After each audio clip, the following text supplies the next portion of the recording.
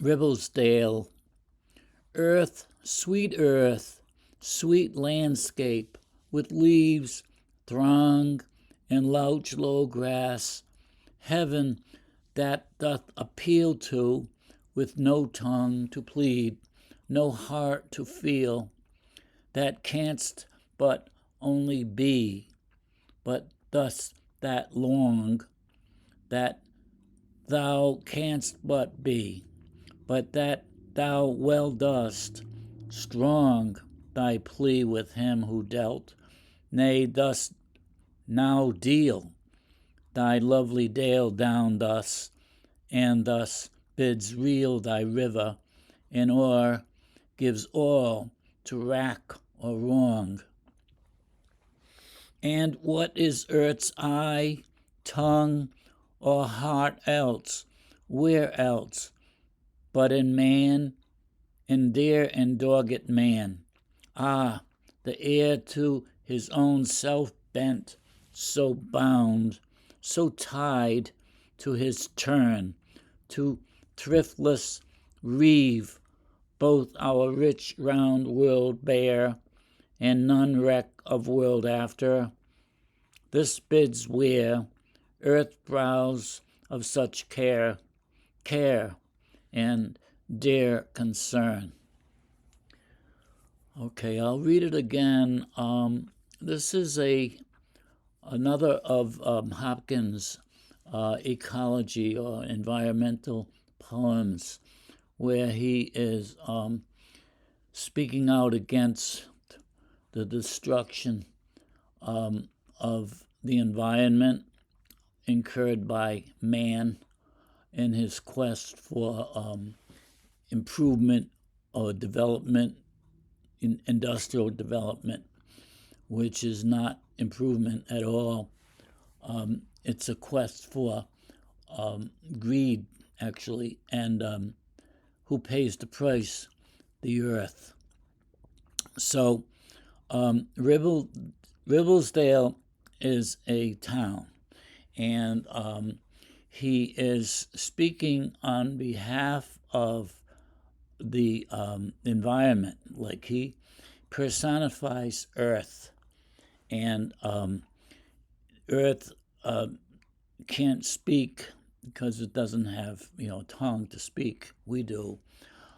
So he advocates for earth by taking earth's position and making a plea. Okay, so it is a plea for mankind to stop destroying earth. All right, so with that in mind, I'll read it another time, then we'll do a little analysis of it with some of the words, and then see how it's all tied together with the octave, first 8 lines, and the sestet, and how they differ.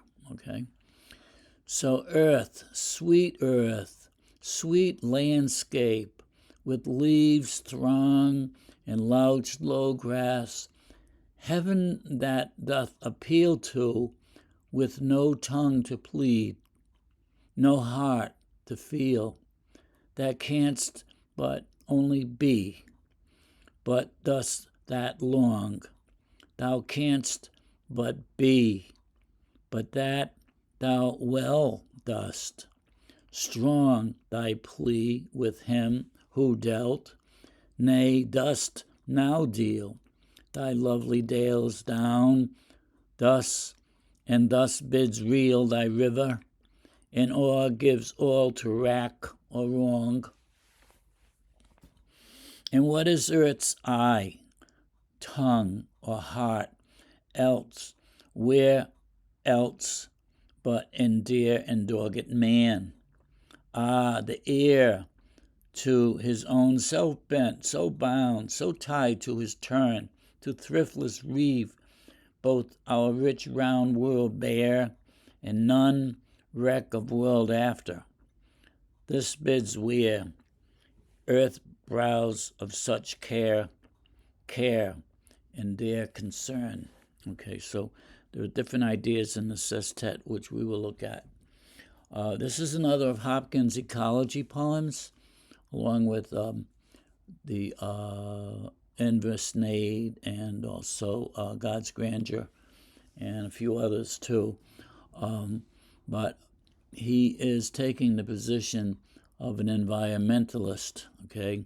He has a growing awareness of man's willful destruction of the environment in ways such as deforestation, pollution of the air, habitat destruction of wild animals, strip mining, and others, okay?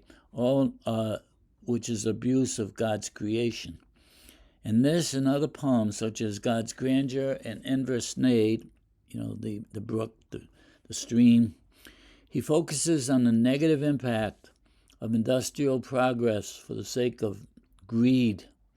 Hopkins begins the octave as a lament to earth, saying it lacks the ability to plead to God on its own behalf in regard to its destruction, because it has neither tongue nor heart to voice its plea.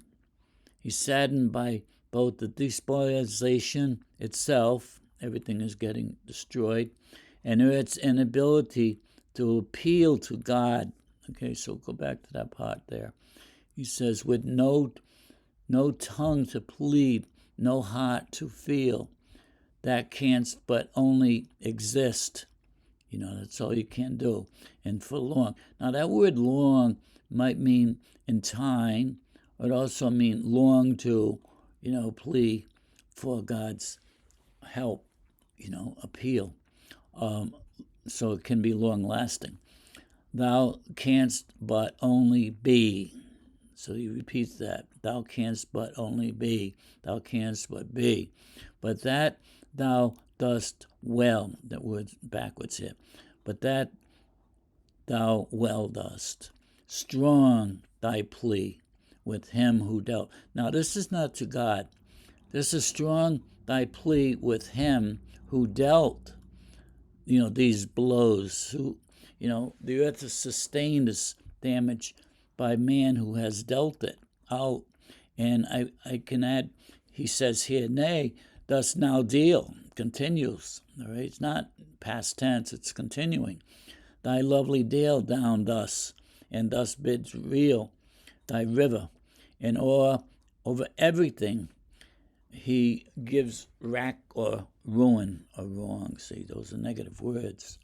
So it can't appeal to God because it's unable to. So who can? Well, Earth's ear. We are the heirs of this, gift that God has given us.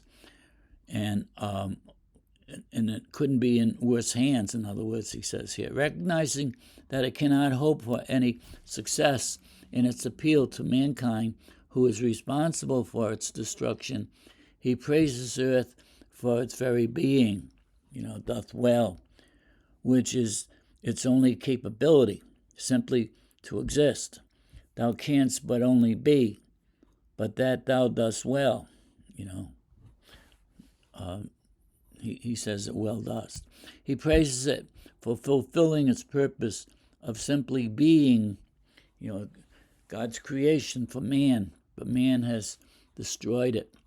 Moreover, he recognizes that Earth's silent plea to its spoiler, that's mankind, is in vain, for he continues to oppress. He does now deal thy lovely dale down, and gives all to rack or wrong. Now, only has he wreaked destruction on his surroundings in the past, but even now he continues to do so. And the word rack carries a negative meaning, causing extreme pain or stress. So Hopkins, misspelled there. All right, so Hopkins, see if I can get rid of that, elicits sympathy for Earth because it lacks means to protect itself and is a silent victim to the scourging of man. This is his argument in the octave, okay? So we know that in some way the sestet changes, all right? The volta, the turn. So the sestet begins asking where the eye, tongue, and heart of earth can be found. Let's look at that. And what is earth's eye, tongue, or heart else? Where else but in dear and dogged man, stubborn man, man who is stuck to his ways of the past, stubborn, dogged, he doesn't change his ways, okay? So, in other words, where can be found the feelings of compassion on behalf of the environment if the earth cannot voice them for themselves? And the answer is quickly given in the same line where he says, where else but in dare and dogged man? The custodian, all right, the advocate for the earth, the keeper of Earth's environment is the heir to his own self-bent, so bound, so tied to his turn. He ought to be the advocate for Earth, the supporter, the patron, the supporter, but he isn't. Instead, we are told that man is so stubbornly tied to his ways of wreaking destruction on his environment that he reaves, that word means plunders or loots, and despoils everything within his reach for the sake of what he considers industrial development or industrial improvement, and that he's blind to his own actions. So Hopkins concludes by saying that man leaves his environment bare, never considering the damage he leaves for future generations to inherit. See where he says that. He said, and none reck of the world after, okay? So reck means, recognizes. And none reck of the world after. This line is similar to the closing line of Ribblesdale, in which he cries, oh, what would the world be once bereft of wet and of wilderness? Oh, let them be left, long live the weeds in the wilderness yet. That's how Ribblesdale ends. And he's talking about future generations. And then Benzopoulos, he does the same. When they felled the trees, they knocked them all down. He said about the future generation will never have any idea of how beautiful the spot once had been. In that poem, he bemoans the fact that future generations will be deprived of the beauty after the trees have been felled. And this is the line, after comers cannot guess the beauty been. Okay, so and that's an environmental poem as well. And then he concludes the sestet, continuing the idea of Earth being personified, and wears wrinkles in her brow, wrinkles of care and concern for its plight. Okay, so this is how it goes. And none reck of the world after, okay, and the damage they're doing. This bids wear earth brows of such care, okay. Earth wears this destruction on its brow, creased, wrinkled brow, showing care, of such care and their concern. So it begins and ends with personification. Earth, sweet landscape, and then Earth's brows are wrinkled with concern and care. Why? Because of the destruction that it sustains at the hands of its keeper, okay? Those who are placed in a position of protecting the environment, and they're not doing a good job. So that's his argument. So I'll read that again with that message in mind. Earth, sweet landscape, with leaves throng and louched low grass, heaven that doth appeal to, with no tongue to plead, no heart to feel, that canst but only be, but that dost that long, thou canst but be, but that thou dost well, strong. Strong thy plea with him who dealt, that's mankind, nay, dost now deal thy lovely dale down, thus and thus bids reel thy river, in o'er all gives to wrack or wrong. And what is earth's eye, tongue, or heart else? Where else but in dear and dogged man? Ah, the ear to his own self bent, so bound, so tied to his turn, to thriftless reeve, both our rich round world bare, and none wreck of world after.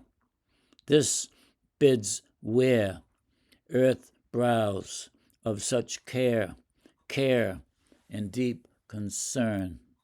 Okay, so it's kind of an angry poem, and he, he puts it out there. This is what it's all about. This is the way things are, and he's not too happy with it.